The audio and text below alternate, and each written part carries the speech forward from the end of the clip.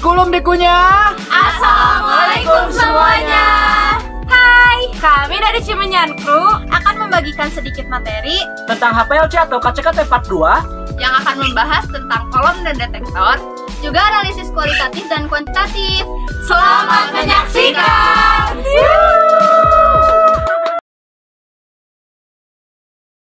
Kolom merupakan jantungnya HPLC. Di dalam kolom terjadi pemisahan analitik dari sampel yang disuntikan. Kolom merupakan faktor penentu keberhasilan pemisahan kromatografi.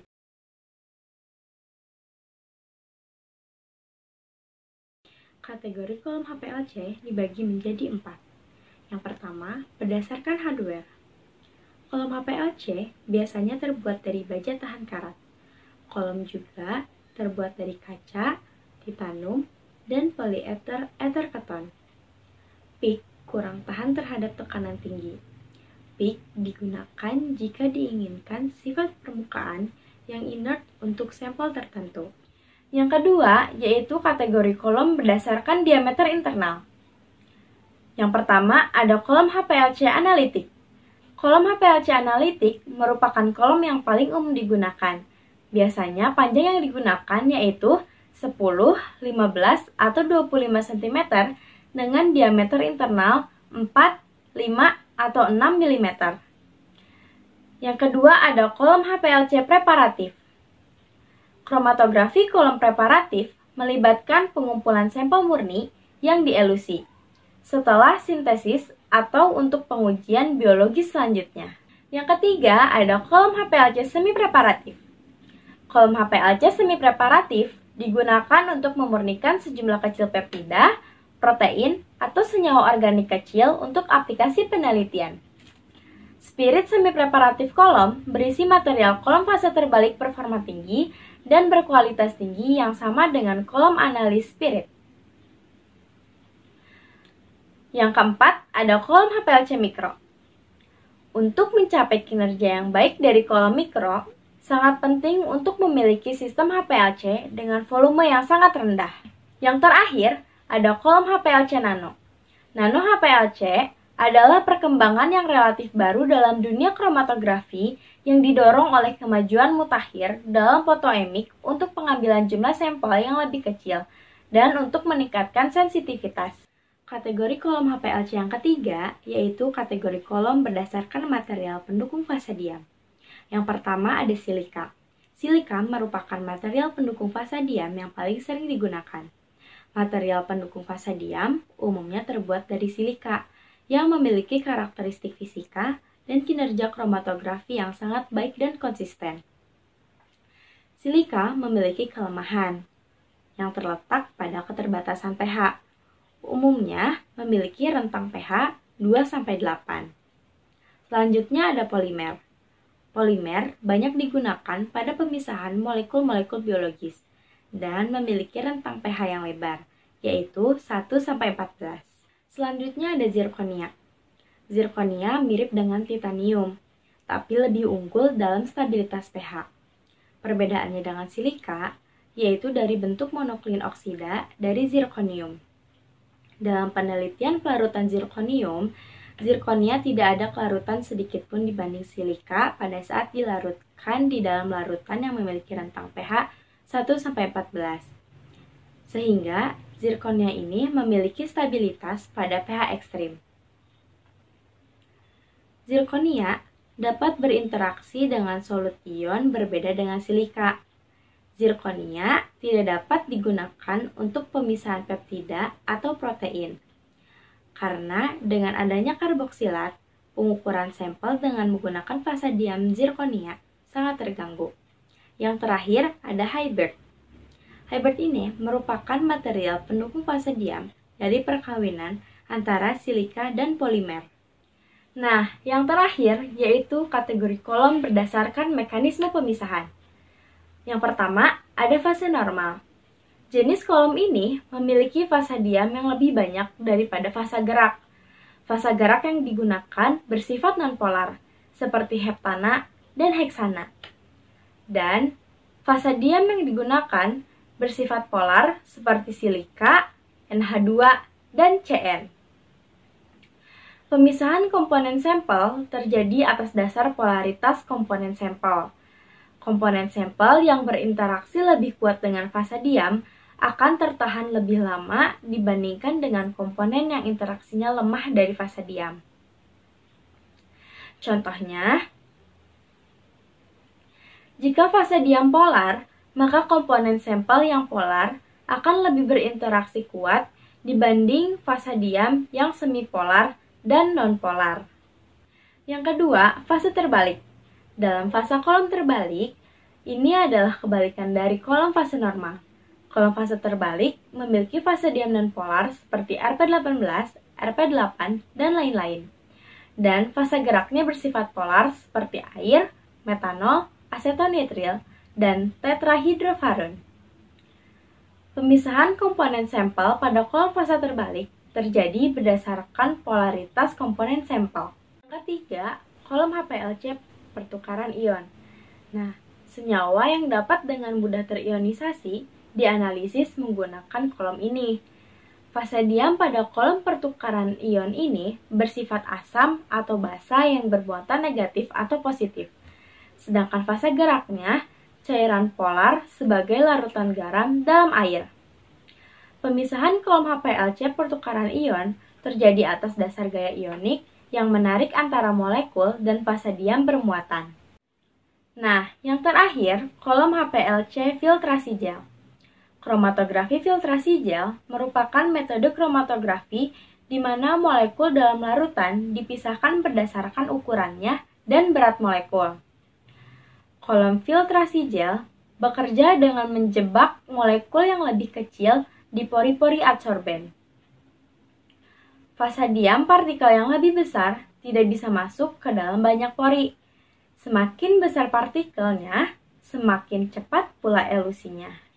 Fase diam yang umum digunakan yaitu silika dalam bentuk silika terhidroksilasi. Silanol adalah gugus fungsi dalam kimia silikon dengan konektivitas SiOH. Silanol menyebar di permukaan silika. Kehadiran silanol bertanggung jawab atas sifat penyerapan silika gel. Silanol bersifat sangat polar dan bisa memberikan efek sterik pada solut atau analit basa. Untuk mengurangi kepolarannya, harus dilakukan pengurangan atau penutupan gugus OH pada silanol. Nah, biasanya dilakukan dengan cara mereaksikannya dengan senyawa lain, umumnya alkil siklorosina. Reaksi ini dinamakan silanisasi. Jika reaksi ini diberhentikan, maka kemungkinan masih ada gugus silanol yang aktif belum tersilanisasi. Biasanya dinamakan dengan gugus silanol bebas atau residu silanol.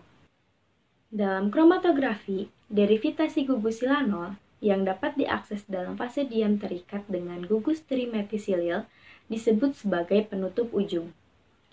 Pada derivitasi silika, karena efek halang ruang, tidak semua gugus silanol mengalami derivitasi, sehingga masih ada gugus silanol tersisa. Residu silanol artinya, yaitu pada saat silika diubah menjadi Rp18, ternyata tidak semua tergantikan menjadi C18. Hal tersebut terjadi karena masih ada OH gugus silanol yang tersisa. Gugus silanol sisa merupakan masalah yang berulang di bidang kromatografi cair dan teknik pemisahan lainnya. Sisa silanol paling sering memberikan efek negatif pada proses pemisahan dengan menyebabkan tiling puncak. Residu silanol menyebabkan timbulnya pelebaran puncak tiling khususnya pada analit asam atau basa organik. Kolom C18 atau oktadesil silika merupakan jenis kolom yang paling populer digunakan dalam HPLC. Kolom C18 berfungsi untuk menghilangkan residu silanol. Biasanya, untuk menghilangkan residu silanol dilakukan dengan proses uncapping, penggunaan molekul rantai pendek. Selain itu, kolom C18 dapat menurunkan ikatan hidrogen yang terjadi antara analit dan fase diam. Dan dapat juga untuk mengurangi tiling dan pelebaran puncak khususnya untuk analit asam dan basa organik. Di dalam kolom terjadi pemisahan komponen-komponen campuran karena perbedaan kekuatan interaksi antara solut-solut terhadap fasa diam. Solut-solut yang kurang kuat interaksinya dengan fasa diam akan keluar dari kolom terlebih dahulu. Sebaliknya, solut-solut yang kuat interaksinya dengan fasa diam akan keluar dari kolom lebih lama. Yang pertama ada bentuk partikel. Lebih bagus atau lebih baik lagi menggunakan partikel yang bulat, karena ia memiliki fungsi untuk mengurangi tekanan dan kolom akan lebih awet. Lalu yang kedua ada ukuran partikel. Umumnya berukuran 3,5 sampai 10 μm, di mana makin kecil ukuran partikel maka semakin tinggi efisiensinya atau harga M-nya. Lalu yang ketiga ada ukuran pori.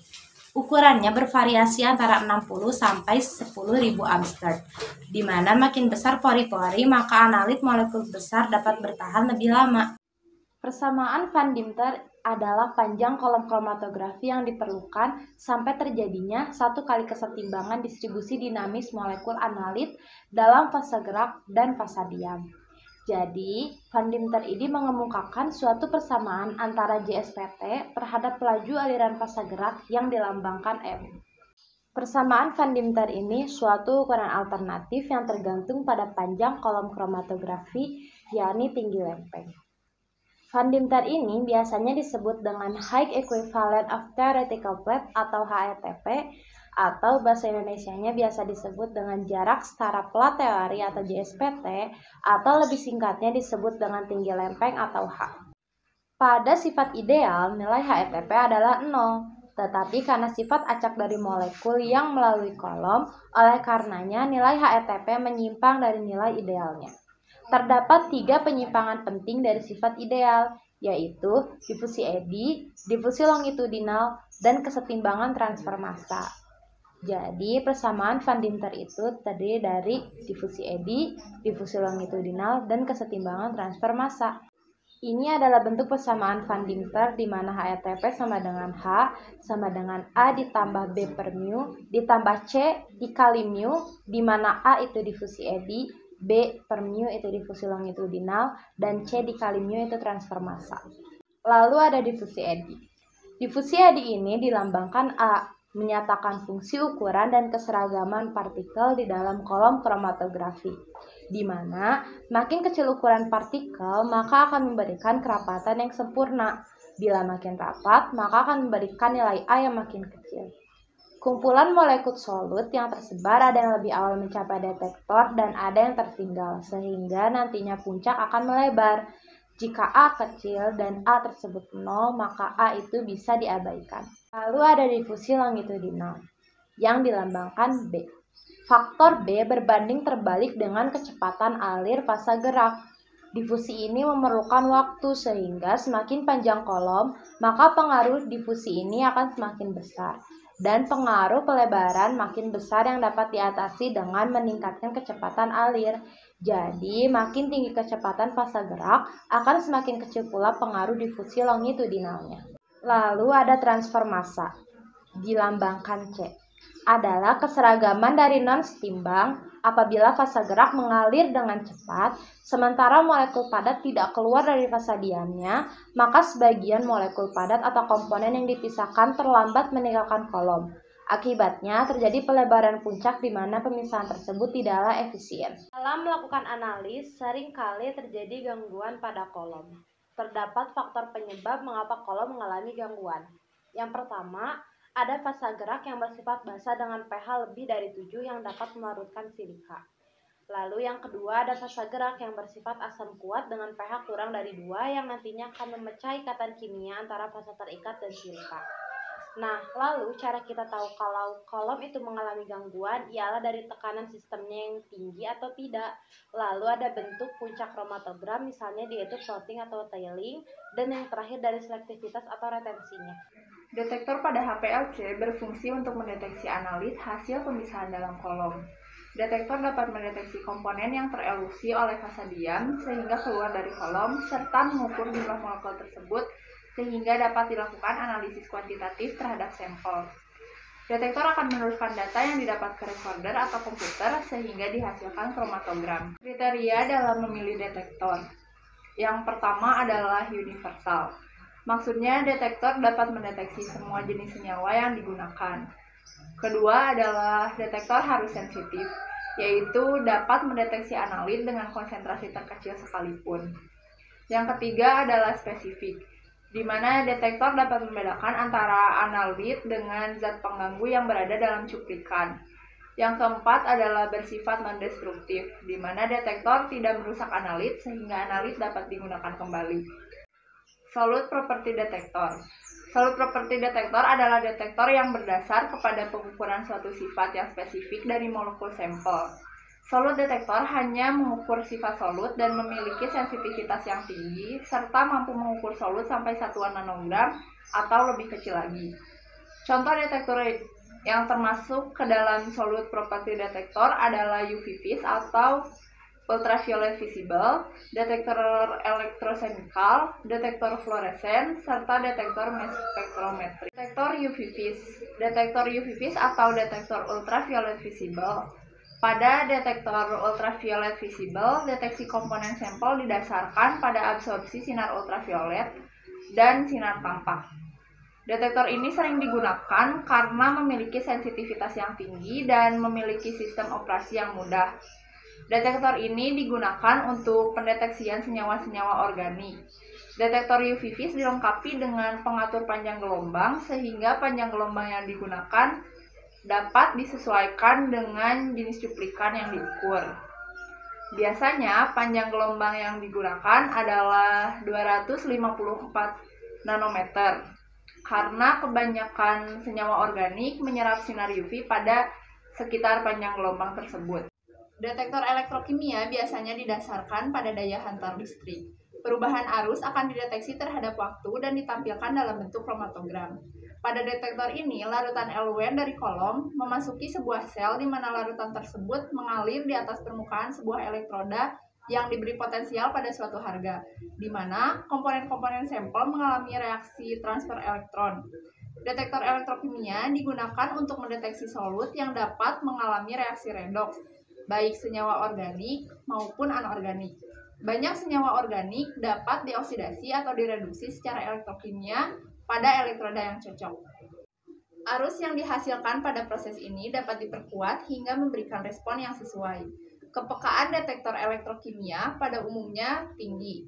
Detektor elektrokimia yang paling banyak digunakan adalah detektor konduktivitas dan detektor amperometri. Detektor fluoresen. Apa itu fluoresen?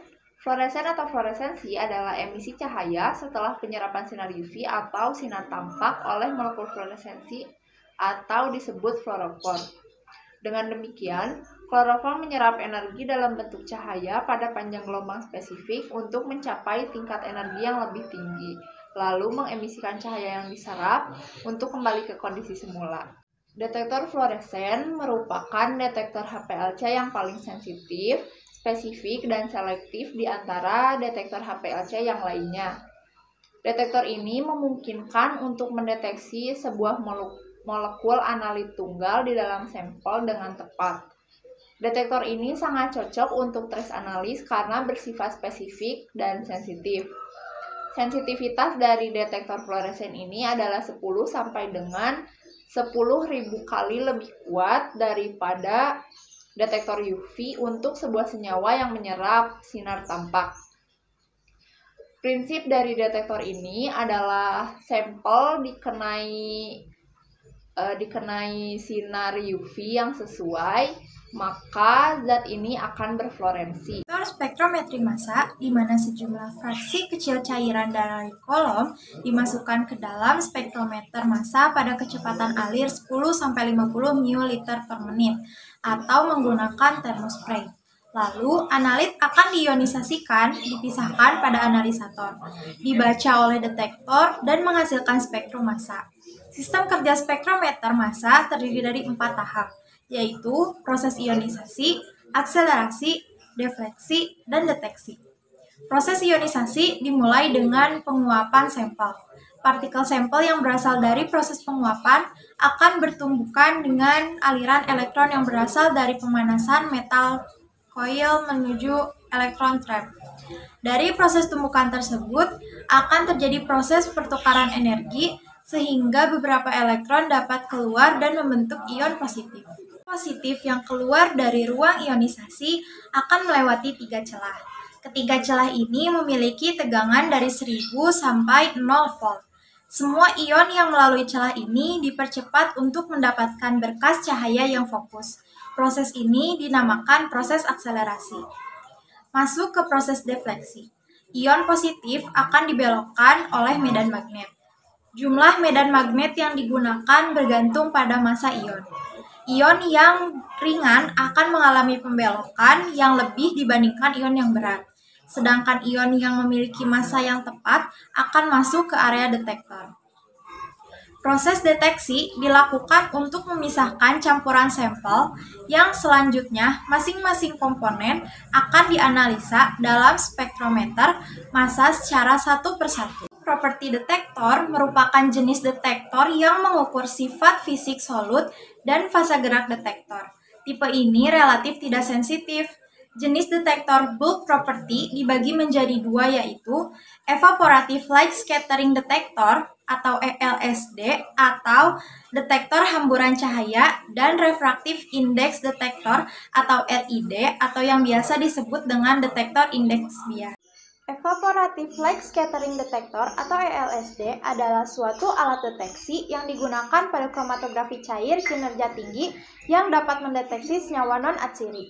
Metode HPLC dengan menggunakan evaporasi detektor hamburan cahaya atau ELSD dapat meningkatkan sensitivitas serta digunakan kolom HPLC yang stabil, mudah, dan cepat.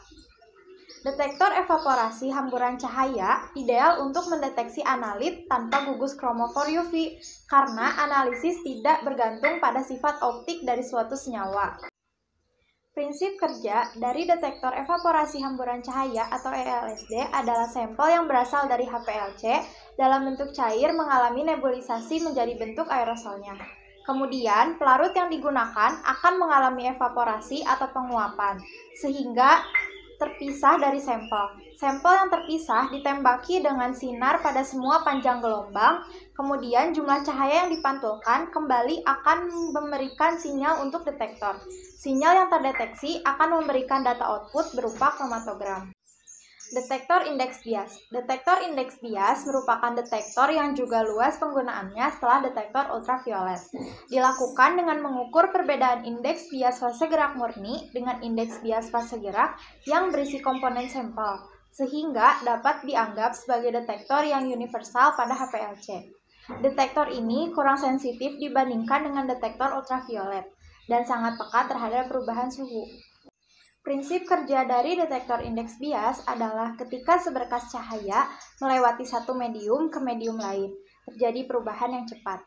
Jika lampu memasuki medium kedua pada sudut yang tidak tegak lurus ke permukaan medium, cahaya dibengkokkan atau dibiaskan. Sejauh mana media membias cahaya adalah indeks biasnya, atau yang biasa dilambangkan dengan RI. Dihitung sebagai rasio dari kecepatan cahaya dalam ruang hampa dengan kecepatan cahaya dalam medium. Faktor utama yang mempengaruhi indeks bias bergantung pada kecepatan cahaya melalui medium. Sedangkan faktor-faktor yang mempengaruhi media indeks bias tergantung pada kecepatan cahaya melalui medium yang konstan untuk panjang gelombang tertentu. Cahaya tersebut ditentukan oleh suhu dan tekanan. Beberapa detektor yang paling sering digunakan pada HPLC dengan karakteristik detektor antara lain 1. Detektor UV vis dengan karakteristik bersifat universal, sensitivitas bagus, dan paling sering digunakan. Selain itu, selektif terhadap gugus-gugus dan struktur-struktur yang tidak jenuh. Yang kedua adalah detektor fluorensi dengan karakteristik sensitivitas detektor ini lebih baik daripada detektor lain karena memiliki sensitivitas yang tinggi. Selain itu, tidak peka terhadap perubahan suhu dan kecepatan alir fasa gerak.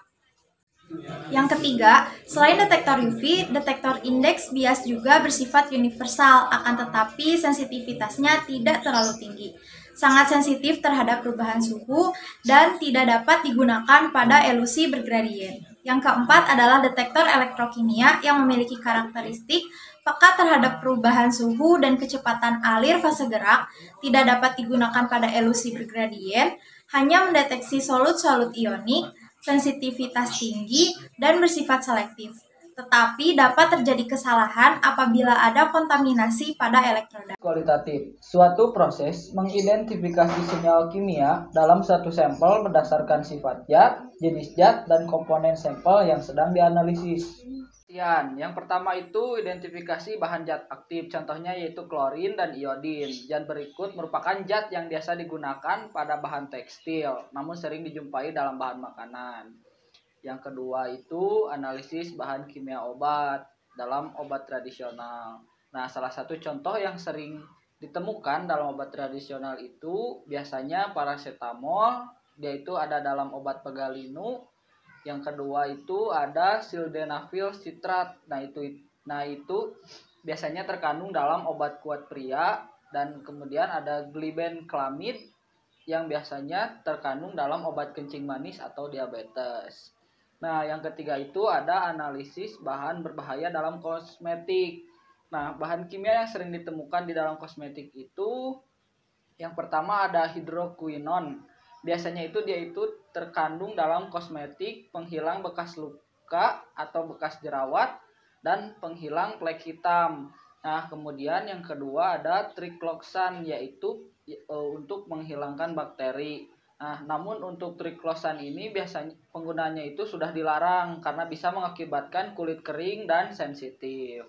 Ada analisis obat palsu. Yang dimaksud dengan obat palsu yaitu maksudnya jenis obat yang meniru obat yang telah memiliki izin edar dan diproduksi oleh pihak yang tidak berwenang. Salah satu contohnya yaitu neurobion injeksi, yaitu dia itu dalam bentuk vitamin. Kemudian ada amoxan. Amoxan itu biasanya berbentuk antibiotik. Nah, kemudian selanjutnya itu ada identifikasi narkoba. Narkoba adalah merupakan obat terlarang yang penggunaannya hanya bisa digunakan oleh rumah sakit besar dan dengan izin pihak yang berwenang. Salah satu contohnya yaitu heroin. Heroin itu biasanya terbentuk dari garam hidroklorida atau diamorfin hidroklorida. Atau identitas dalam satu sampel terbagi menjadi dua, yaitu sudah diketahui known dan belum diketahui unknown. Jadi yang dimaksud dengan identitas atau struktur analit dalam suatu sampel itu adalah kandungan zat atau senyawa yang terkandung dalam sampel tersebut.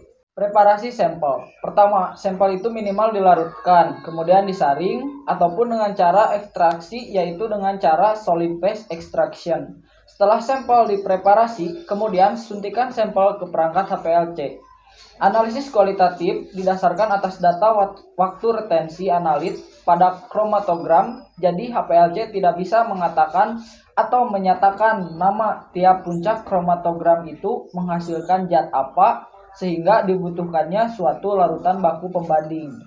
Identifikasi puncak menggunakan larutan baku pembanding. Pertama, suntikan baku pembanding pada HPLC dan nanti keluar puncak kromatogram yang akan dibandingkan dengan puncak sampel. Jadi kegunaan baku pembanding adalah untuk mengetahui nama atau hasil dari puncak kromatogram yang belum diketahui dengan syarat penyuntikan larutan baku pembanding dan sampel harus dalam kondisi HPLC yang sama. Maksud sama di sini yaitu instrumennya harus sama, harinya harus sama, sampel yang digunakan sama, dan lain-lainnya yang akan digunakan itu harus sama.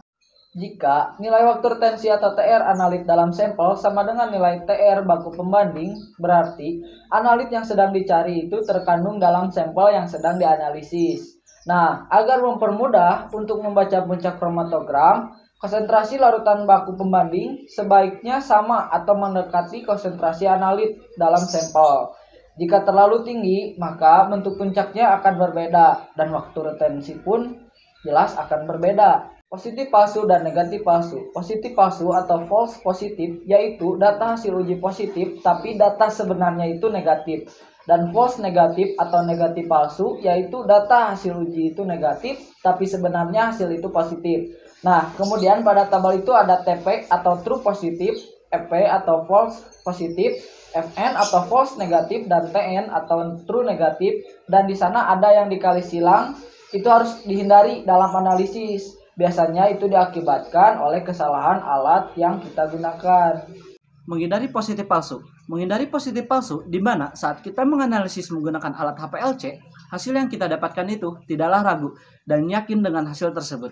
Yang dimaksud dengan positif palsu merupakan sampel yang dianalisis dan hasil itu salah, yang seharusnya ada dan tidak ada. Dan juga contoh sebaliknya. Contoh, jika sampel mengandung senyawa dan kita ingin mengetahui tentang metanol di kondisi 1 dan kondisi 2. Kondisi 1, metanol itu ada.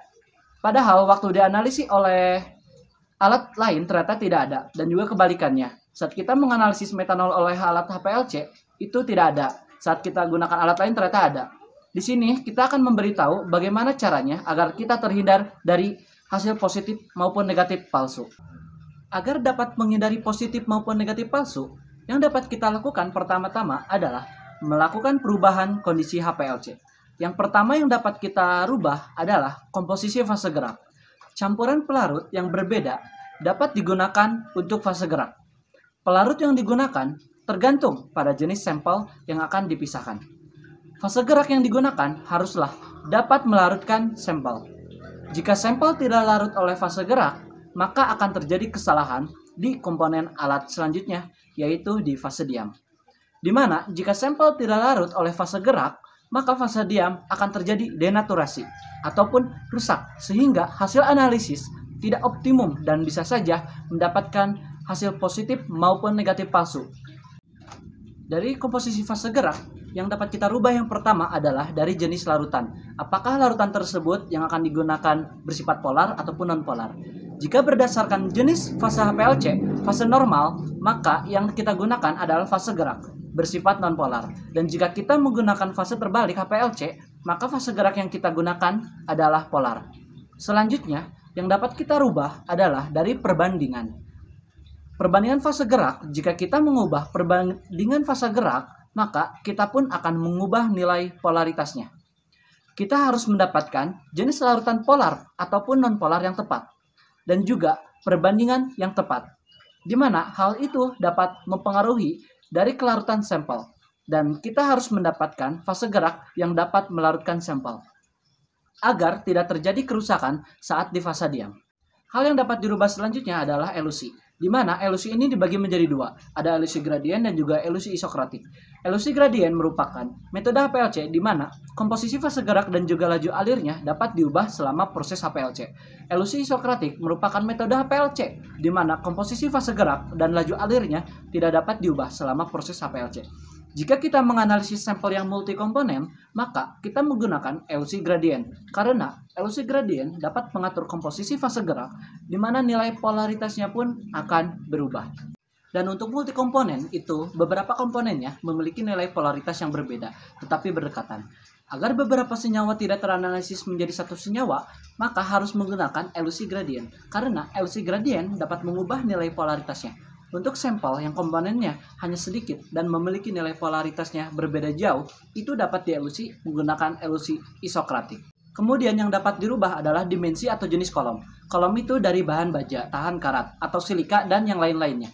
Kolom harus dapat menahan tekanan hingga 50 MPa dengan rata-rata panjang 5-25 cm dan diameter internal 4,5 mm.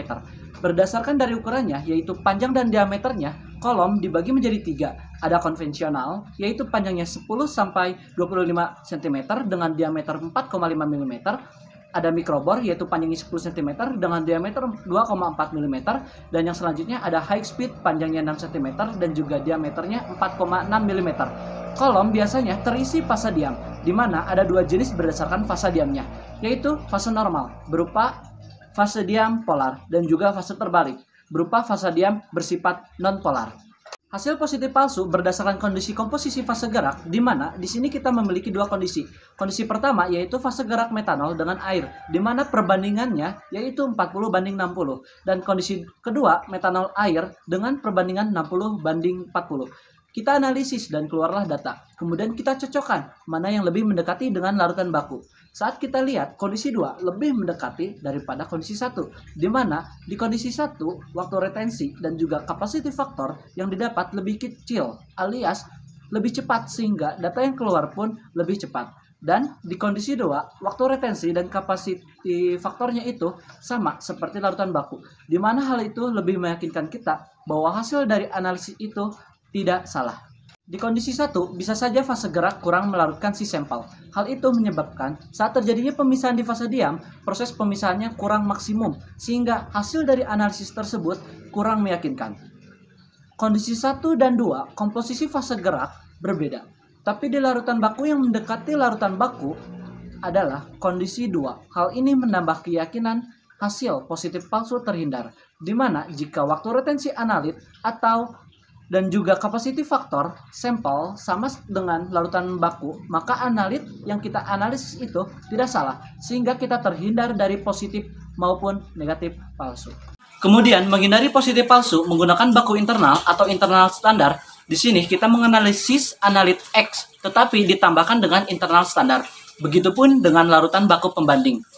Larutan baku pembandingnya, di mana larutan baku pembanding ini ditambahkan juga internal standar. Setelah itu, sampel dan juga larutan bakunya itu dihitung waktu retensi relatifnya dengan rumus TR2 dibagi TR1 atau analit X dibagi internal standar. Dan untuk larutan pembanding, di mana larutan pembanding dibagi dengan larutan bakunya atau internal standarnya. Dan jika waktu retensi relatif dari analit X atau sampel dengan perbandingan sama, maka itu membuat kita yakin bahwa kita dapat menghindari positif ataupun negatif palsu, atau hasil dari analisis kromatografi tersebut benar. Menghindari positif palsu selanjutnya adalah adisi atau speaking sampel, di mana sampel diisi dengan baku pembanding. Juga kita sudah mendapatkan data dari sampel. Kita coba suntikan sampel dengan baku pembanding. Jika hasilnya di mana tinggi puncak semakin tinggi dan area itu semakin luas, artinya konsentrasi komponen yang kita cari di sampel tersebut semakin tinggi. Yang artinya hasil dari analisis kromatografi tersebut benar dan kita dapat menghindari positif palsu. Jika sampel sudah ditambahkan bahan baku pembanding dan hasilnya itu tidak menambah luas area semakin luas, tinggi puncak semakin tinggi, maka hasilnya itu positif ataupun negatif palsu. Di mana hasil yang akan didapatkan yaitu peak yang splitting, peak yang shouldering, dan juga peak yang tailing. Hal itu dikarenakan ada senyawa lain yang hampir menyerupai dengan senyawa yang ingin kita analisis. Contohnya yang menyerupai itu adalah waktu retensi dan juga faktor capacity. Menghindari positif palsu selanjutnya adalah identifikasi puncak dengan PDA.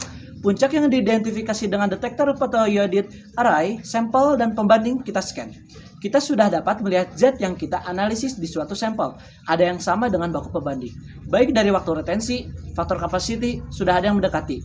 Tapi jika kita tidak yakin, kita bisa ubah data menggunakan spektra UV, di mana nanti akan ada grafik berbentuk gelombang. Kita analisis menjadi data spektra UV, baik dari sampel dan baku pembandingnya. Setelah kita mendapatkan hasil data, coba kita bandingkan. Jika grafiknya atau profilnya sama, maka kita semakin yakin bahwa hasil yang kita dapat benar tanpa keraguan dan tidak palsu. Memastikan keberadaan zat pada sampel menggunakan spektra UV sudah termasuk pada tahap konfirmasi, di mana kita semakin yakin bahwa sampel yang kita analisis terdapat zat yang ingin kita analisis, di mana spektra harus sama. Bukan panjang gelombangnya saja yang sama, tetapi profil atau grafiknya harus sama antara sampel dan baku pembanding. Untuk mengevaluasi kemiripan sampel dan baku pembanding, maka ukur dengan nilai angka kemiripan atau R, yaitu match factor atau similarity. Idealnya 0,99 sampai 1. Biasanya di spektra UV nilai R sudah otomatis ada bersama dengan profil dari hasil analisis. Kelemahan detektor PDA adalah tidak sensitif terhadap analit dengan sampel berkonsentrasi rendah. Kita harus lebih teliti dan hati-hati jika ingin mengkonfirmasi analisis menggunakan detektor PDA dengan catatan konsentrasinya rendah, di mana sensitivitas pada PDA terbatas. Untuk konsentrasi yang sangat rendah, detektor PDA bisa saja menghasilkan kesimpulan hasil analisis yang salah. Untuk analisis kualitatif, jika konsentrasinya rendah, kita dapat menggunakan detektor yang lebih sensitif. Contohnya seperti fluoresensi, elektrokimia, atau LCMS-MS. Hal-hal yang perlu diperhatikan yang pertama adalah analisis yang tidak stabil. Setiap sampel belum tentu stabil di semua kondisi. Ada yang hanya stabil di asam, ada yang stabil di basa, dan di kondisi lainnya. Untuk meminimalisir ketidakstabilan sampel tersebut, maka perlu preparasi pada sampel sebelum dilakukannya analisis menggunakan HPLC. Contohnya, seperti analisis vitamin C, di mana vitamin C itu sangat mudah teroksidasi, maka harus mempertahankan pH-nya, di mana mempertahankan pH itu salah satunya menggunakan buffer fosfat. Buffer fosfat ini untuk mempertahankan vitamin C pada pH masam yaitu pH 3,5, sehingga vitamin C tersebut dapat dianalisis dengan stabil. Selanjutnya yang perlu diperhatikan adalah konsentrasi sampel yang sangat rendah. Ini dikarenakan tidak semua detektor HPLC itu sensitif terhadap konsentrasi yang rendah. Jika detektor tidak sensitif dan menganalisis sampel yang konsentrasi rendah, bisa saja menghasilkan positif ataupun negatif palsu.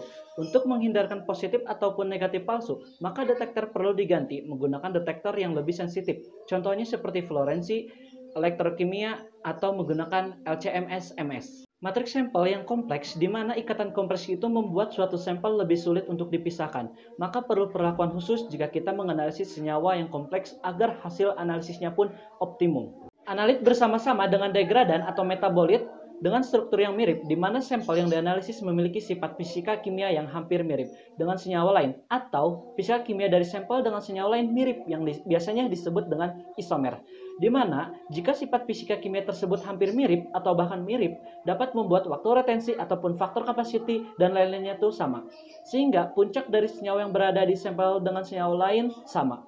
Hal itu dapat berdampak pada hasil analisis, di mana akan menghasilkan positif atau negatif palsu. Agar analit yang memiliki sifat fisika kimia hampir sama ataupun sama dengan senyawa lain itu dapat teranalisis, maka perlu pemilihan detektor yang tepat. Analisis kualitatif ada dua tahap, di mana tahap pertama itu adalah tahap screening atau analisis awal, dan yang kedua adalah tahap konfirmasi atau analisis lanjutan. Untuk tahap awal atau tahap screening itu biasanya menggunakan HPLC UV, di mana HPLC ini digunakan untuk semua senyawa atau yang universal. Dan untuk tahap konfirmasi ini bisa menggunakan 3 jenis. Ada HPLC PDA, GCMS, dan juga LCMS. Di mana jika sampel memiliki konsentrasi yang rendah, jangan menggunakan HPLC PDA, karena HPLC PDA kurang sensitif, sehingga senyawa-senyawa yang berkonsentrasi rendah bisa saja mendapatkan hasil positif atau negatif palsu. Jika konsentrasinya tinggi, bisa saja menggunakan HPLC PDA, dan untuk konsentrasi yang rendah disarankan menggunakan GCMS atau LCMS, karena daya sensitifnya sangat tinggi. Untuk aplikasi di mana analisis kualitatif sibutramin dalam obat herbal pelangsing alami, mengapa bahan herbal alami itu sekarang perlu dianalisis walaupun secara kualitatif? Karena di zaman sekarang banyak sekali pengiklanan obat di mana obat tersebut adalah herbal alami. Tetapi saat kita analisis ternyata ada kandungan BKO-nya, yaitu bahan kimia obat, yang artinya itu bukan bahan alami. Maka dari situ kita perlu menganalisis obat-obatan agar kita mengetahui apakah komposisi yang ada di dalam obat tersebut benar dan apakah aman untuk dikonsumsi. Untuk analisis sibutramin, yaitu obat herbal pelangsing alami, kita menggunakan metode RP-HPLC atau HPLC terbalik. Fase diamnya berupa nonpolar, yaitu C18. Fase geraknya berupa pelarut polar, yaitu campuran dari asetonitril dan buffer fosfat pH 3 perbandingan 60:40. Detektor yang digunakan ultraviolet, dan konfirmasinya menggunakan PDA dan MSMS. Saat kita analisis, kita tidak lupa menggunakan baku sibutramin, di mana nanti kita bandingkan sampel obat tersebut dengan baku sibutramin. Dilihat dari waktu retensinya, ternyata sama, yaitu bernilai 2,7. Kemudian, kita lanjutkan hasil analisis tersebut dengan mengkonfirmasi menggunakan PDA. Pada spektra yang dihasilkan itu berbentuk 3D, di mana kita bisa membandingkan match factor atau R atau similarity antara sampel dengan baku sibutramin. Jika mendekati atau bahkan sama nilai R-nya, maka kita semakin yakin ada sibutramin dalam sampel obat tersebut. Selanjutnya, tahap konfirmasi yang penting itu menggunakan MSMS kromatogram. Yang tadi di awal di-scan kemudian dihasilkanlah spektrum menggunakan konfirmasi. MSMS sibutramin memiliki 2 spesifik, yaitu prekursor ion bernilai 280,15 dan fragmen ion bernilai 124,91. Hasil spektra MSMS sampel dan baku sibutramin ternyata ada prekursor ion dan fragmen ion, yang artinya sampel obat tersebut mengandung sibutramin.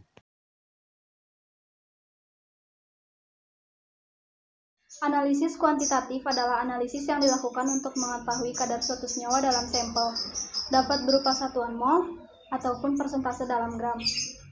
Analisis kuantitatif dilakukan setelah analisis kualitatif. Teknik ini membutuhkan ketelitian yang tinggi, dikarenakan kesalahan dalam pengukuran akan menghasilkan kesalahan data dalam penelitian. Adapun tujuan dari analisis kuantitatif, yaitu agar diperoleh hasil yang akurat. Agar diperoleh hasil yang akurat, puncak analit harus memenuhi syarat berikut. Yang pertama, simetri. Puncak analit kromatogram harus simetri, artinya hasil yang diperoleh tidak mengalami faktor tailing, fronting, dan blotting. Yang kedua, resolusi pemisahan. Resolusi pemisahan menunjukkan kemampuan sebuah kolom untuk memisahkan dua analit. Apabila nilai resolusi pemisahan lebih besar sama dengan 1,5, maka dua puncak terpisah dengan baik. Yang ketiga, puncak tunggal. Bila dalam hasil yang didapatkan mempunyai puncak yang tidak tunggal, maka ada senyawa lain yang mempunyai waktu retensi serta faktor selektivitas yang sama dengan senyawa yang diinginkan. Yang keempat, kadar berapa pada rentang linear detektor. Setiap detektor memiliki rentang linear, maka kadar yang dihasilkan harus berada pada rentang linear detektor tersebut. Untuk perhitungan konsentrasi analit dalam sampel, dapat digunakan data sebagai berikut. Yang pertama, area puncak. Area puncak merupakan data yang paling banyak digunakan pada KCKT atau HPLC. Yang kedua, tinggi puncak. Penggunaan data tinggi puncak lebih menguntungkan jika digunakan pada analit dengan konsentrasi yang rendah. Analisis kuantitatif dapat dilakukan dengan dua metode. Yang pertama, tanpa baku pembanding atau normalisasi area. Yang kedua, dengan baku pembanding atau kalibrasi. Metode tanpa baku pembanding atau normalisasi area umumnya jarang digunakan untuk pengujian rutin, namun digunakan untuk uji cemaran obat. Keunggulan dari metode ini ialah sangat sederhana, mudah dilakukan, tidak memerlukan baku pembanding, dan tidak tergantung pada jumlah sampel yang disuntikan. Kemudian ada kelemahan dari metode ini adalah hanya sesuai dengan detektor universal, semua analit harus terelusi atau tidak boleh ada komponen yang tertinggal di dalam kolom dan sulit diaplikasikan untuk matriks sampel yang kompleks. Metode ini dilakukan dengan menjumlahkan seluruh puncak area, yaitu area puncak analit yang dicari dibagi dengan total semua area dikalikan dengan 100. Contoh dari pengaplikasian metode ini yaitu analisis polimer menggunakan size exclusion HPLC RID. Metode dengan baku pembanding atau kalibrasi dibagi menjadi beberapa, yaitu yang pertama baku eksternal atau external standard method, yang kedua baku internal atau internal standard method, dan yang ketiga adisi baku atau standard addition method. Bila menggunakan metode baku eksternal, konsentrasi analit dihitung berdasarkan perbandingan area sampel dengan area baku yang sudah diketahui konsentrasinya. Kalibrasi dapat dilakukan dengan dua cara, yaitu yang pertama satu titik atau single point method, dan yang kedua kurva kalibrasi atau calibration method. Metode satu titik paling banyak digunakan untuk pengujian rutin, dan metode ini memerlukan baku pembanding autentik. Baku pembanding yang digunakan harus memenuhi syarat kemurnian, stabilitas, dan legalitas. Selain itu, baku pembanding juga harus berada di luar atau terpisah dengan sampel. Pada metode ini, akurasi dan preparasi hasil uji dipengaruhi preparasi sampel dan matriks sampel. Sedangkan metode kurva kalibrasi merupakan garis yang diperoleh dari gabungan beberapa titik yang menyatakan hubungan antara absorbansi terhadap konsentrasi setelah dianalisis. Dengan metode baku internal, kurva baku dihasilkan dengan mempersiapkan beberapa larutan baku yang mengandung konsentrasi yang berbeda dari senyawa yang dituju dengan ditambah sejumlah konsentrasi tertentu yang tetap dari larutan baku internal. Sebagai contoh penggunaan metode baku internal adalah penetapan kadar metomil dengan menggunakan baku internal benzanilid. Pemilihan baku internal. Yang pertama, memiliki sifat dan struktur kimia yang menyerupai analit. Yang kedua, mudah didapat dan kemurnian yang tinggi. Yang ketiga, memiliki puncak yang muncul dekat dengan analit. Yang keempat, tidak terkandung di dalam sampel. Yang kelima, memiliki puncak yang terpisah dari semua komponen sampel. Dan yang terakhir, harus stabil. Terdapat aplikasi dari baku internalnya. Terdapat bahan atau sediaan obat, contohnya dimenhidrinat, dengan baku internalnya 2-hidroksibenzil alkohol. Lalu terdapat perhitungannya. Perhitungannya itu ialah WS dikali RT per RS. Nah, misalnya kita menggunakan sampel atau bahannya itu ibuprofen.